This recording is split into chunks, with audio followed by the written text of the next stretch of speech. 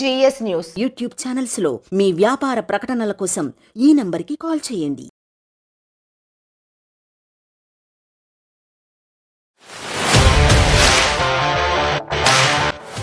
అక్రమంగా టపాసులు నిల్వ ఉంచితే చర్యలు తప్పవు.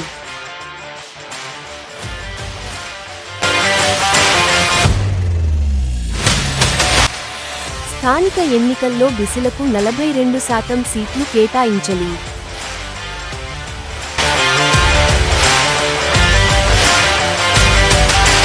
నంద్యాల జిల్లా జాయింట్ కలెక్టర్గా కొల్లబత్తుల కార్తీక్ బాధ్యతలు.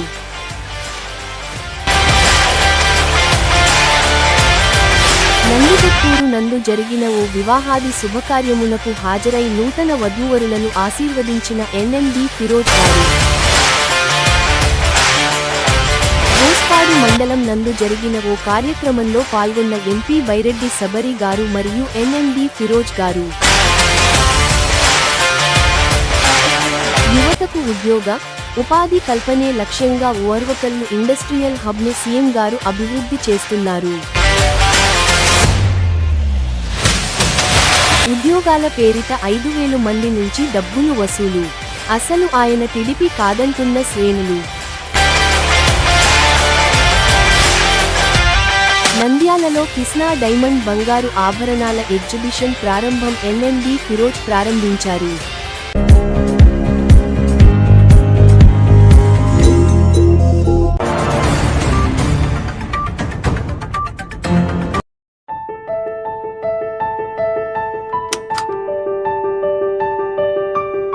అందరికీ నమస్కారం.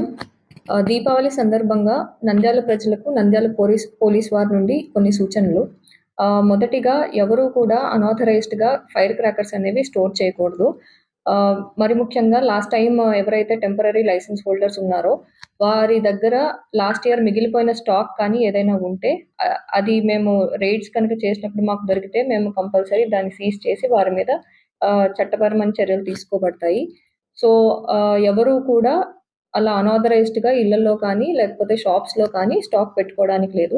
వాటిని భద్రంగా లైసెన్స్డ్ గోడౌన్స్లో మాత్రమే ఉంచాలి. సో ఇంకొకటి ఏంటంటే ఇప్పుడు కొత్తగా ఎవరికైతే లైసెన్సెస్ వస్తాయో వాళ్ళు కూడా కొన్ని జాగ్రత్తలు పాటించాలి. మొదటిగా ఓన్లీ డెసిగ్నేటెడ్ ప్లేసెస్లో మాత్రమే షాప్స్ అనేవి పెట్టుకోవాలి, సేల్ అనేది చేయాలి. అండ్ ఎప్పుడైతే మీకు లైసెన్స్ వచ్చిన తర్వాత ఒక ప్లేస్ చూపిస్తారో షాప్స్ పెట్టుకునేటప్పుడు ప్రతి షాప్ మధ్యలో కంపల్సరీ గ్యాప్ అనేది ఉంచుకోవాలి. అట్లాగే ఫైర్ సేఫ్టీ ప్రికాషన్స్ అన్నీ కూడా ప్రాపర్గా తీసుకుని ఉండాలి. వాటర్ అండ్ శాండ్ ఎడిక్వేట్గా పెట్టుకోవాలి. అట్లాగే మీ తరపు నుంచి ఎవరైనా వాలంటీర్స్ని కంపల్సరీ వాచ్ కని పెట్టుకోవాలి. ఎక్కువ మంది ప్రజల్ని లోపలికి రానివ్వడం కానీ అజాగ్రత్తగా ఫైర్ క్రాకర్స్తో వ్యవహరించడం కానీ చేయకూడదు. అండ్ ఇంకొకటి కుదిరితే మీరందరూ కలిసి కూడా కొన్ని సీసీ కెమెరాస్ అనేవి కూడా పెట్టుకోవచ్చు. సో దట్ మానిటర్ చేసుకోవడం చాలా ఈజీ అవుతుంది. అలాగే చిన్నపిల్లలతో క్రాకర్స్ కొనుగోలుకి వచ్చినప్పుడు కూడా వారిని కొంచెం కనిపెట్టుకొని ఉండాలి. వాళ్ళని లోపలికి వెళ్ళనివ్వడం కానీ లేకపోతే క్రాకర్స్ అజాగ్రత్తగా వ్యవహరించడం కానీ అలాంటివి చేయకూడదు.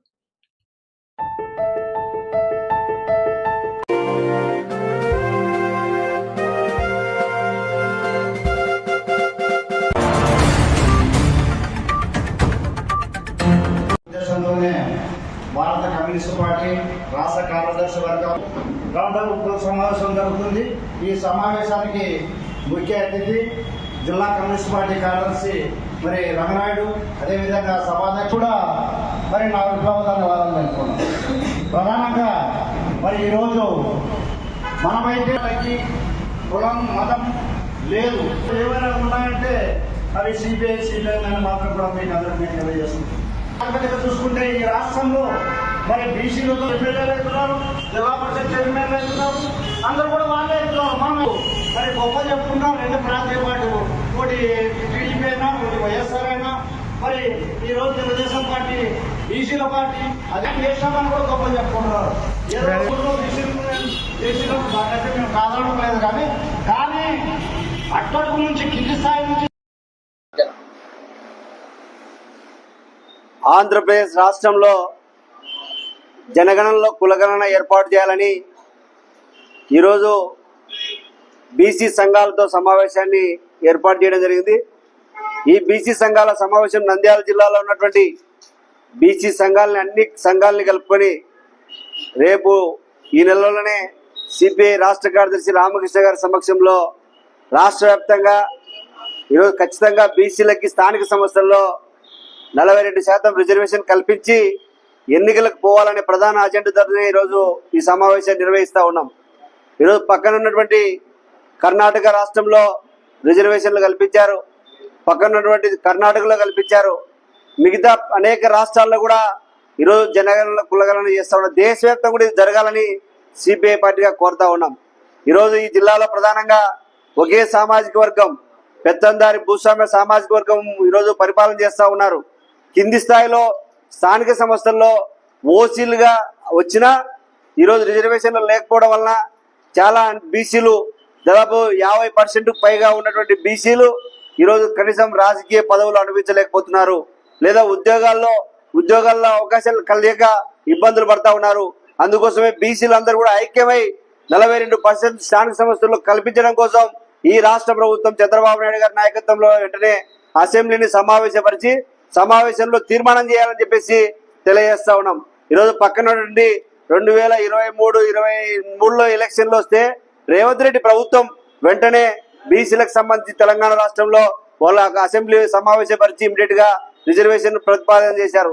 ఆంధ్రప్రదేశ్ లో కూడా ఆ విధంగా చేయాలని ఈరోజు బీసీలకు రాజ్యాధికారం కావాలని ఏకైక లక్ష్యంతోనే కమ్యూనిస్ట్ పార్టీ ఈ విధంగా చేస్తా ఉంది.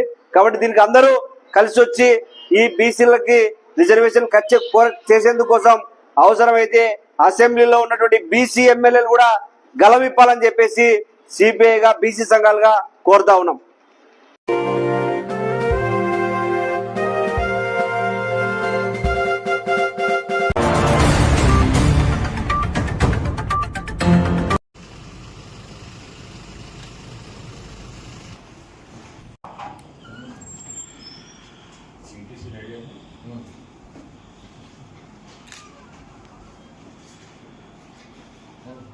यो वैतां ब्रह्मणो वेदामृतेनामृतां पुरीं तस्मै ब्रह्म च ब्रह्मा च आयुर्कीर्तिं प्रजां ददुः भागधेयेनैवैनं प्रणयति ब्राह्मणादृशेयुद्धरेत् ब्राह्मणो वै सर्वा देवताः सर्वाभिदेवैनं देवताभिरुद्धरति यावतीर्वै देवतास्ताः सर्वा वेदविधि ब्राह्मणे वसन्ति तस्मात् ब्राह्मणेभ्यो वेदविद्भ्यो दिवे दिवे नमस्कुर्यात् समेत महानन्दीश्वर स्वामी परिपूर्णानुग्रह प्रसाद फल सिद्धिरस्तु।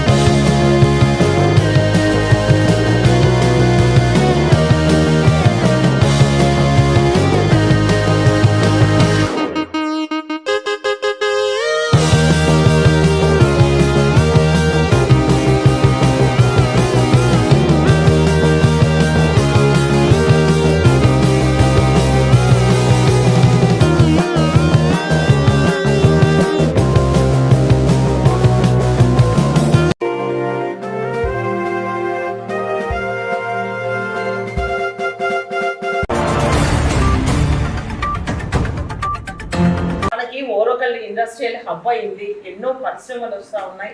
చంద్రబాబు నాయుడు గారు ఎక్కువ పరిశ్రమలు తీసుకొని రావాలి, ఇక్కడ చదువుకున్న యువతీమణులకు ఉద్యోగ ఉపాధి అవకాశాలు కల్పించాలన్న ఉద్దేశంతో మన జిల్లాలోనే గతంలో ఆయన ముఖ్యమంత్రిగా ఉన్నప్పుడు మనకి ఇండస్ట్రియల్ హబ్గా చేసి మనకు సోలార్ పవర్ పార్క్, ఏషియాలోనే అతి పెద్ద పవర్ పార్క్ మనకు ఉంది.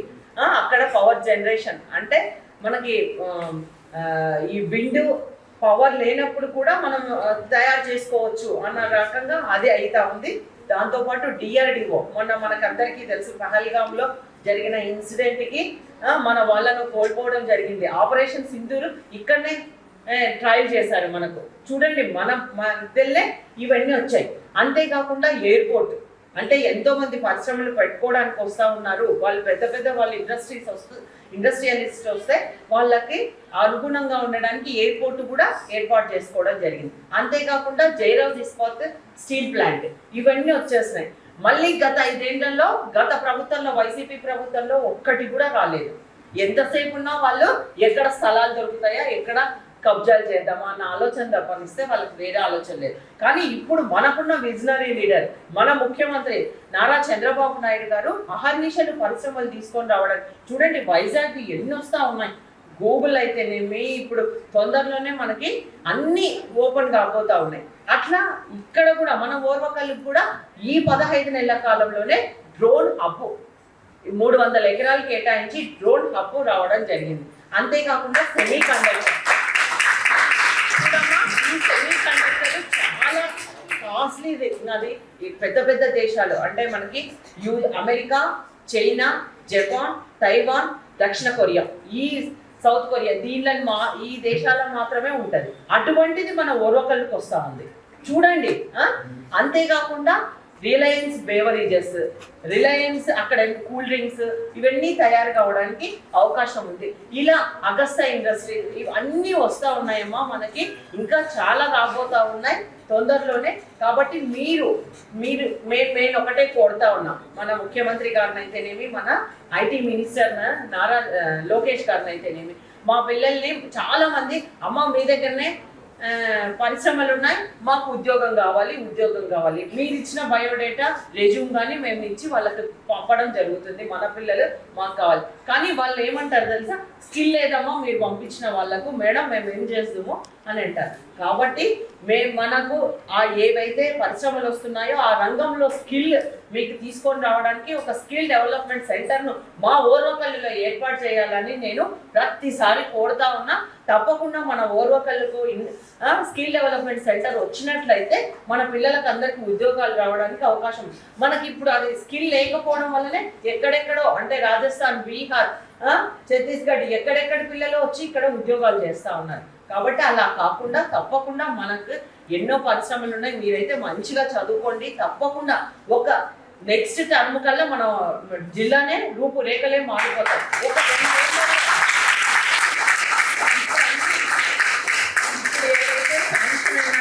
అది ఒక 2 ఏళ్లలో ఒక రూపు దాలుస్తాయి. ఇప్పుడు అంతా సైట్ ఎక్కడెక్కడ తీసుకోవాలి ఎక్కడ అనేది ఇప్పుడు శాంక్షన్స్ వచ్చినాయి. వాటికి మనకు ఒక 2 ఏళ్ళు కానీ నెక్స్ట్ టర్మ్లో కల్లా ఈ మన ఓర్వకల్లు చాలా ఇండస్ట్రియల్ హబ్గా మారబోతా ఉంది. కాబట్టి మీరు మంచిగా చదువుకోండి. తప్పకుండా మీకు అందరికీ ఇక్కడే ఉద్యోగ ఉపాధి అవకాశం ఉంటుందని కూడా ఈ సందర్భంగా మీకు అందరికీ తెలియజేస్తూ ఈ అవకాశం ఇచ్చిన మీకందరికీ నాకు ధన్యవాదాలు.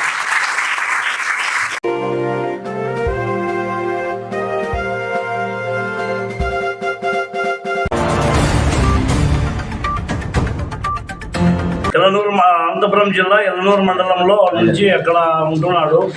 అతన్ని అక్కడ అరెస్ట్ చేసి అతను వైఎస్ కాంగ్రెస్ లీడర్ అని చెప్పి పేపర్లు వస్తే దొన్నిపాటుకు వచ్చేసరికి తెలుగుదేశం కార్యకర్తలు, తెలుగుదేశం లీడర్లని సాక్షి విలేకరులు రాయడం జరుగుతుంది.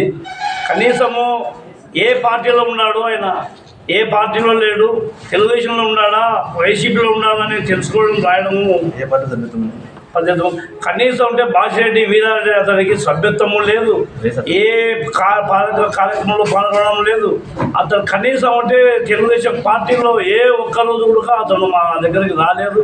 మా పార్టీని కష్టపడేనికి, మా పార్టీని నిధులేనికి మాత్రమే ఈ సాక్షి విలేకరులు వాళ్ళ నాయకులు చెప్పినట్టు సాక్షి విలేకరులు పనిచేస్తారు. సాక్షి విలేకరులు అన్నాక నిజాలు రాయాలి, కానీ ఏదో మీ లీడర్లు చెప్తే రాయడము, దొన్నిపాడు లీడర్లు దొన్నిపాడు నాయకులు మోసం చేసి రాయడం అది పద్ధతి కాదు. కనీసం ఇప్పుడైనా సాక్షి విలేకరికి చెప్తున్నాను, నువ్వు ఏదైనా రాయదలుచుకుంటే నువ్వు నిజానిజాలు చేసిన తర్వాత రాయడం మంచిది.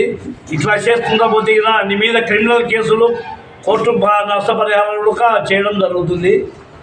నువ్వు ఇట్లాంటివి మానుకొని పద్ధతిగా రాస్తే బాగుంటుందని కోరుతున్నాం.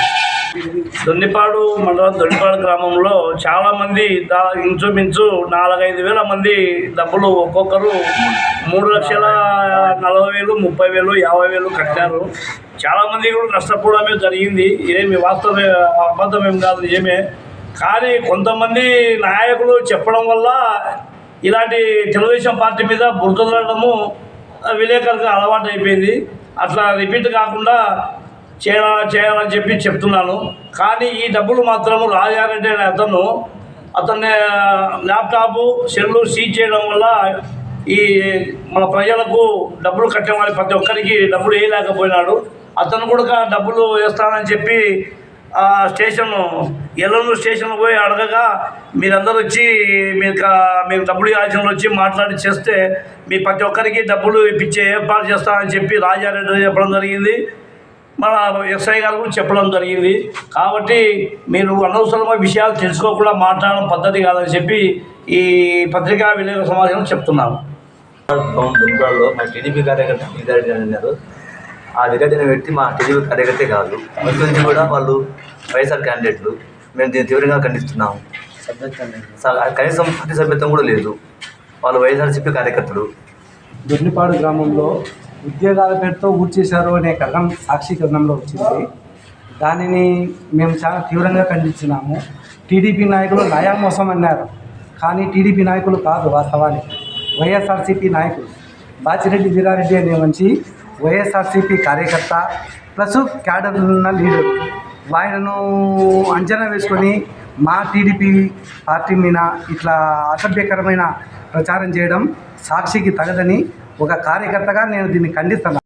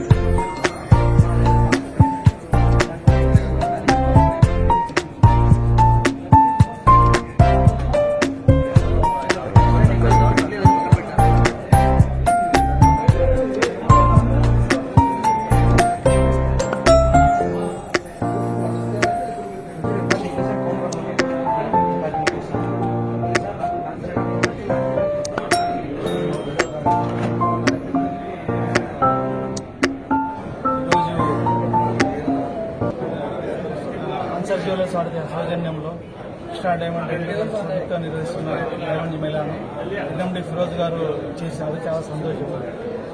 అనగా ఎక్కువగా అన్సర్ జ్యువెలర్స్ వారి డిజైన్స్ ఎక్కువ ఉన్నాయి. ప్రతి 11,000 నుంచి 20 లక్షల వరకు ఐటమ్స్ ఉన్నాయి. అంటే డైమండ్ జ్యువెలరీ అని మా ప్రజలు, మా కస్టమర్లు, మా ప్రజలు అందరూ ఈ సద్వినియోగాన్ని ఉపయోగించుకోవాలని మనసారా కోరుకుంటున్నాను. ఈరోజు మన ప్రతి సంవత్సరం లాగా ఈ సంవత్సరం కూడా మన అన్సర్ జ్యువెలర్స్ వాళ్ళు, మన అమీర్ భాయ్ ఇంకా అన్సర్ భాయ్ ఇద్దరు కలిసి ఎవ్రీ ఇయర్ ఎగ్జిబిషన్ చేస్తారు. చాలా బ్రహ్మాండంగా రెస్పాన్స్ వస్తుంది. ఇక్కడ నంద్యాల బయర్స్ కూడా చాలా ఎక్కువ ఉంది. ఇక్కడ నంద్యాల నుంచి కాదు, చుట్టుపక్కల గ్రామాల నుంచి కూడా ప్లస్ వేరే డిస్ట్రిక్ట్ నుంచి కూడా ఇక్కడ వచ్చి ఎగ్జిబిషన్లో అందరూ పార్టిసిపేట్ అవుతారు. వీళ్ళకి ఇంకొకటి వీళ్ళకి హైదరాబాద్లో కూడా బ్రాంచెస్ ఉన్నాయి. వాళ్ళందరికీ మరొకసారి కంగ్రాచులేషన్ చెప్పుకుంటూ ఇట్లానే ఇంకా 2-3 బ్రాంచెస్ ఇంకా నంద్యాలలోనే పెట్టాలని, అట్లానే మళ్ళీ దీపావళికి వాళ్ళ డిప్ కూడా ఉంది. దాంట్లో ఒక కారు, ఒక స్కూటీ, మూడు గిఫ్ట్స్ ఉన్నాయి. అది కూడా మన దీపావళికి వాళ్ళు డిప్ ఓపెన్ చేస్తారని కోరుకుంటూ మళ్ళీ ఇంకొకసారి వాళ్ళకి ఆల్ ద బెస్ట్ అని కోరుకుంటున్నాను. Thank you.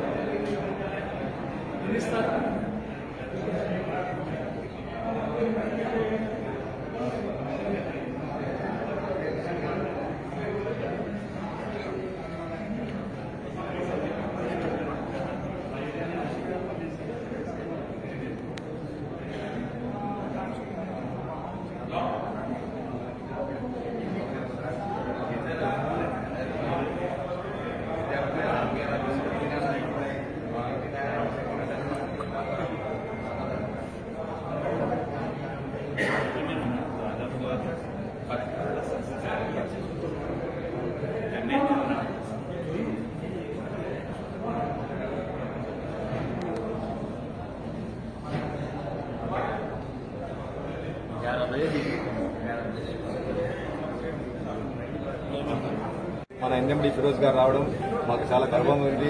అదేవిధంగా ఈ ఎగ్జిబిషన్ 3 రోజులు జరుగుతూ ఉంది. ఈ 3 రోజుల్లో మా సొంత డైమండ్ పెట్టాము. ఈసారి మేము ప్రతిసారి కృష్ణతో పెడుతున్నాము.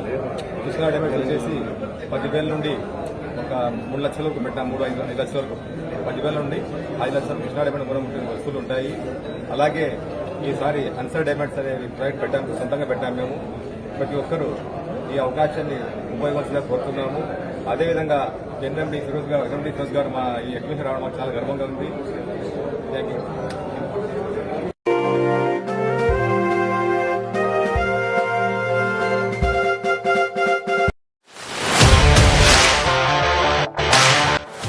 అక్రమంగా టపాసులు నిల్వ ఉంచితే చర్యలు తప్పవు.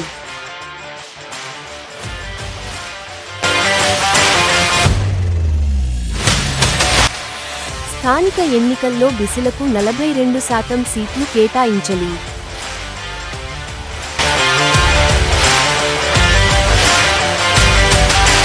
నంద్యాల జిల్లా జాయింట్ కలెక్టర్గా కొల్లబత్తుల కార్తీక్ బాధ్యతలు.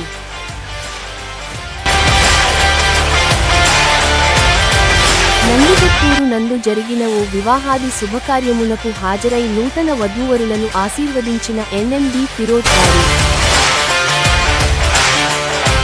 మోస్పాడు మండలం నందు జరిగిన ఓ కార్యక్రమంలో పాల్గొన్న ఎంపీ బైరెడ్డి సబరి గారు మరియు ఎన్ఎండి ఫిరోజ్ గారు.